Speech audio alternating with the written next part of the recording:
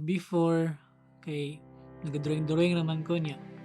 Murag na-realize na ko na kanang murag wala ra na ako nagamit ba niya. Since katong pagka-disgrasya niya, wala ko'y ginabuhat. Well, nagatan ako mga video sa YouTube, sa social media. Naka-stumble ko atong video nga sculpture siya from China niya. Amazing kayo mga artwork ba. Yeah, same lang ani gyapon ng materials, clay gihapon. Muto nga since naman ko'y passion sa art, gusto na ko mo try lang. So nagsugod ko sa mga bratohon lang ang mga materials sa clay. Muto nga nakita na ko nga murag makaya ra man ako, muto nag-join ko og mga group nga same na ko og interest. Yeah, nakita na ko nga same po sila og kuan kanang beginning sa ako muto nag-strive ko nga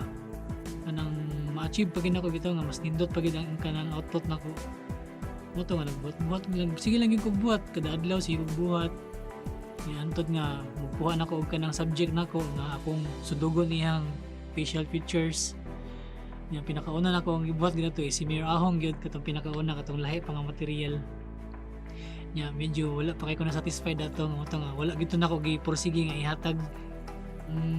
Since katong pagka-disgrasya yun ito siya pauli migikan og training sa call center ika second week nako. Then kato kong kauban si John, may rest in peace kanang same mi ato ulian Lapu-Lapu pero from Mandawi mi ato sa J Center Mall. Then mga kwanto siya 11 hitabo to 11:20 na napa mi ato sa Mandawi dapit dool na mi sa bridge nya kanang among dagan kusog buddo pero wala ko kabalo nga nung nahitabo to siya nga ang dump truck nga nasa likod na mga nabanggaan pagid mi kusog gud mo dagan motorman mi sila dump truck gi kuan mi nila gibanggaan gid mi sa likasalayo na nakagugod ang kuan ang kuan signal light nya dili na siya traffic mo to kusog na mga dagan sa mga sakyanan mo to pagka katong moment mo to'y pinaka kanang murag nilo bitaw nga moment sa kuha mga pila ra to ka second siguro mga 10 seconds na siguro to pero kung ako to siyang ma-recall kanang nilo kay ba nga kanang madunggan nimo ang kanang mga murag na mga shrapnel nga si Mandalunggan kay napasok man mi ato sa ilalom sa dump truck nya ang akong tiil kay nasa front wheel sa dump truck mo to siya nga naligsan nga nakuan nabali nya akong kauban si John kay nasa ako ang tiyan bali naghigda siya sa akong tiyan yang ulo nasa akong diri kilid mo to siya ang nakuan na igo gyud na lata. So mo to nga kanang murag tan-aw nako murag kanang wala nagikuan ba kanang dili na gid ko siguro ka trabaho mo gidawat na gito nako nga time nga basta hindi na ko kalakaw nya well nagpaayo ko mo to nga kanang ako lang to lingaw-lingaw gyud kay di ang gusto nga walay buhaton sa balay nga dili ko productive kay ganahan ko nga jud koy buhaton nya dili pa kato nga time nga nagsugod ko ani di pa kay ko kabuhat sa mga basic nga mga household nga mga kuan bitaw mga household chores dili pa nako mabuhat kay higda raman ko lingkod usahay kay akong tiil dili man ko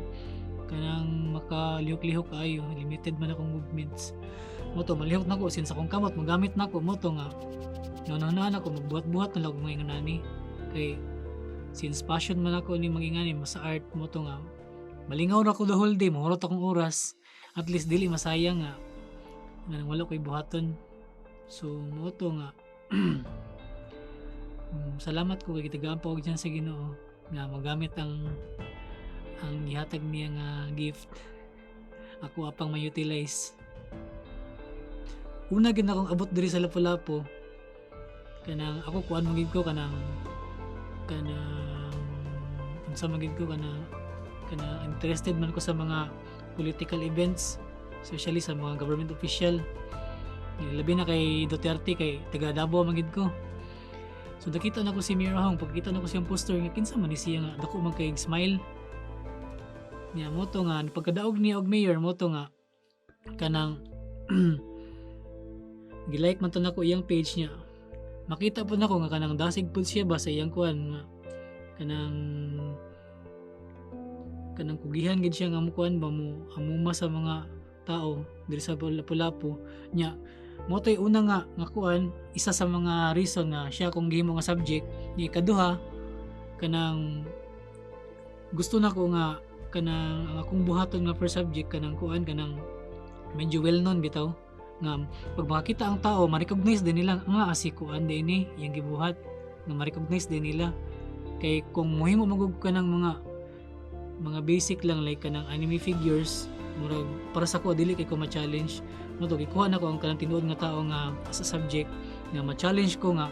kanang buhaton gid nako ni nga makuha gid nako ang iyang kanang facial features kay mo man to ang kanang inspiration nako nga ma-achieve nako tong mga artist nga makuha gid nila ang kuan ba facial features within kanang dali ra kay mohuman pero kabalo ko nga dugay gid lagi buhat. Worthy kayo kay kanang balik ato gamay ra kung but na gamay ra to nga token nga para murag token as appreciation ba sa iyang service sa mga upunganan. Satisfied jud ko nga nahatag nako to kay mo man gito akong in the first place mo man gito akong kuan ako ang goal nga pag human ako ni ihatag gid ako ni ihatag lang ako para kanang ma-recognize lang niya nga kanang naimo buhat kay nakita pud nako sa uban nga mga municipality napoy uban artist nga based sa Luzon naghatag pud sila sa ilang mga mayors mga uban constituent didto mo to nga ako pod para napoy mo represent sa Lapu-Lapu nga naghatag sa ilang mayor. Nag-accept kog orders. Ang pinaka-challenge nako so far nga nibuhat katong mga nagsakay og motor kay dagko kay siya nga figure nga duha ka ingani akong gigamit duha ka plywood kay dako man siya. Naara ko kuan Facebook page Dom's Funny Couture.